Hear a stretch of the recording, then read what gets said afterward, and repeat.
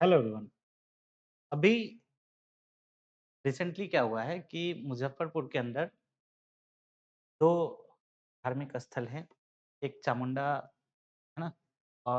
मंदिर है और दूसरा है खगेश्वरनाथ मंदिर को। इन दोनों को पर्यटन स्थल बनाने की गई है और इसको लेकर आपने सुना होगा, अगर न्यूज़ वगैरह देखा होगा कि इसको लेकर जो यहाँ के स्थानीय विधायक हैं, उन्होंने इसके इस माँग की है कि इसको पर्यटन स्थल में जोड़ा जाए। तो प्रीलिम्स के पॉइंट ऑफ व्यू से इम्पोर्टेंट हो जाता है कि क्या है, कहाँ है, कैसे है? इसके बारे में थोड़ा-सा डिस्कशन कर लेते हैं। देखो, चामुंडा स्थान को कटरागढ़ भी कहा जाता है और इस समझो ये कि यह जो स्थल है, यह राजा जनक के वंशजों का किला माना जाता है। कटरागढ़, यहाँ पे कटरागढ़ में स्थित है ना? चामुंडा स्थान। और इसे राजा जनक के वंशजों का क्या माना जाता था? किला माना जाता था। और पुरातात्विक खुदाई में इसमें शुंग काल और कुषाण काल के अवशेष मिले। तो अब इसको थोड़ा समझने का प्रयास करते हैं।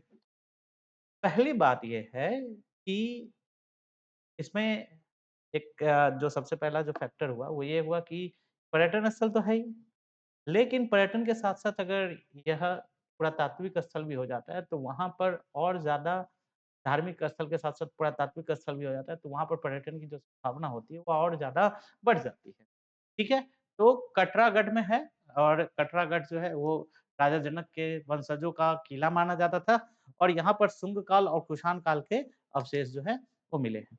यहाँ प्राचीन मंदिर है जो कि माँ चामुंडा का मंदिर है और इसे 51 शक्तिपीठ के समान जो है ना मान्यता प्राप्त है।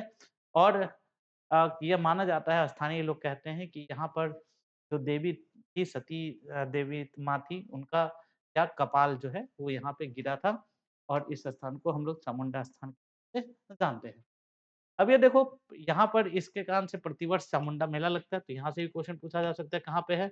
मुज़फ्फरपुर में है, ठीक है?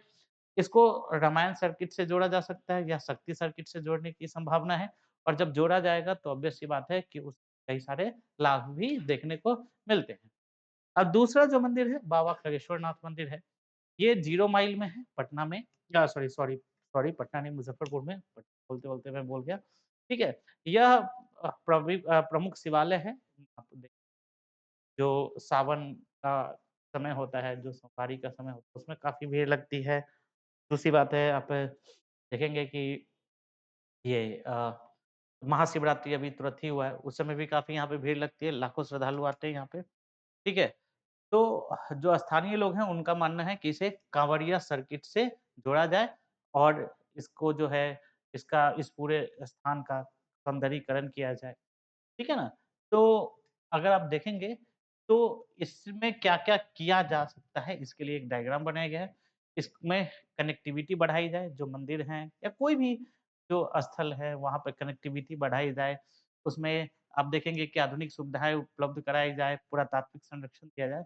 तो इससे क्या होगा कि जो मुज़फ्फरपुर है, उसका राष्ट्रीय और अंतर्राष्ट्रीय मानचित्र के ऊपर धार्मिक महत्व भी बढ़ेगा और उसका जो पुरातात्विक महत्व है, उस पुरातात्विक महत्व में भी क्या होगी, काफ़ी वृद्धि होगी। ठीक है? तो अब क कैसे होगा कि सिर्फ़ उस आस-पास के क्षेत्र को बना देने से तो नहीं होता है ना? और अच्छा, एक चीज़ आप लोग कमेंट सेक्शन में कमेंट करके बताना कि अभी सीतामढ़ी में, है ना, अभी लास्ट ईयर ही क्या हुआ था कि वहाँ पर सीता माता की मंदिर को बहुत भव्य स्तर पर बनाने की बात की गई है। कौन-सा स्थान है, कौन-सा मंदिर है और उसे क्या कौन-सा धाम कहा जाता है? आप लोग कमेंट करके ज़रूर बताना, ठीक है? तो ऑब्वियस सी बात है कि कनेक्टिविटी चाहिए, ठीक है? तो जो कटरागढ़ है उसको 4 लेन सड़कों से जोड़ना होगा। जो हम लोग शिवालय की बात कर रहे हैं, तो वो तो कनेक्टिविटी के अंदर है, वो अच्छी उसकी कनेक्टिविटी है, लेकिन कटरागढ़ को जो है ना 4 लेन से जोड़ना पड़ेगा। और डॉर्मेटरीज़, पार्किंग सुविधा, कैफेटेरिया, अगर इन सभी की सुविधा उपलब्ध करा दिया जाए, उसके बाद पुरातात्विक संरक्षण किया जाए, ठीक है? तो ऑब्वियस सी बात है कि यहाँ पे काफ़ी सारे जो पर्यटक हैं, वो पर्यटक क्या होंगे? आकर्षित होंगे। क्लियर है क्या सभी को? ठीक है? तो इसका क्या-क्या इम्पैक्ट होगा? हमेशा पर्यटन जो है, वह क्या करता है? रोज़गार का सृजन, हमेशा सबसे ज़्यादा जो रोज़गार का सृजन सबके कारण ही होता है। तो गाइड, होटल, व्यवसाय, परिवहन और स्थानीय शिल्प को भी क्या मिलेगा? बढ़ावा मिलेगा, ठीक है? राजस्व में वृद्धि होगी और मुज़फ्फरपुर की पहचान केवल लीची के लिए नहीं रहकर लीची तो है ही नहीं, ऑब्वियस सी बात है। लीची ने मुज़फ्फरपुर को एक अंतर्राष्ट्रीय पहचान दिया है। तो सिर्फ़ इसको लीची के लिए नहीं होकर यह जो है धार्मिक पर्यटन के लिए भी विश्व के मानचित्र पर उभरेगा। धार्मिक पर्यटन के लिए भी इसको जाना जाएगा। अच्छा ये चामुंडा स्थान जो है ये पूछा जा सकता है कि कौन से नदी के किनारे है? तो बागमती बेसिन के है, ये थोड़ा-सा देखना। अगर आप देखेंगे तो ये जो चामुंडा स्थान है यह राज्य पुरातत्व विभाग की सूची में शामिल है, लेकिन इसे राष्ट्रीय स्तर पर पर्यटन केंद्र करने की माँग की जा रही है और अगर ऐसा होता है, तो वैशाली, मुज़फ्फरपुर और सीतामढ़ी का जो पर्यटन गलियारा है, ये काफ़ी सुदृढ़ होगा। वैशाली में आपको पता होगा कि बौद्ध धर्म का और जैन धर्म का जो है, वो एक महत्वपूर्ण स्थल है। मुज़फ्फरपुर में ऐसा बहुत ज़्यादा नहीं था, लेकिन सीतामढ़ी अगेन मैंने अभी आपको सीता माता के मंदिर के बारे में बताया। तो ये एक सर्किट है जहाँ जो कि पर्यटन के लिए काफ़ी महत्वपूर्ण है। अगर मुज़फ्फरपुर में भी ऐसे स्थानों को विकसित किया जाए, उसको पर्यटन सर्किट के डिफरेंट सर्किट से जोड़ा जाए, उसको रामायण सर्किट से जोड़ा जाए, तो निश्चित रूप से क्या होगा कि इस पूरे क्षेत्र में जो पर्यटक हैं, उनकी संख्या में वृद्धि होगी और इस क्षेत्र को नया पहचान मिलेगा और जब क्षेत्र का को पहचान मिलता है, तो ऑब्वियस सी बात है कि उससे विकास की जो धारा है, तो विकास की धारा में काफ़ी वृद्धि होती है। ठीक है?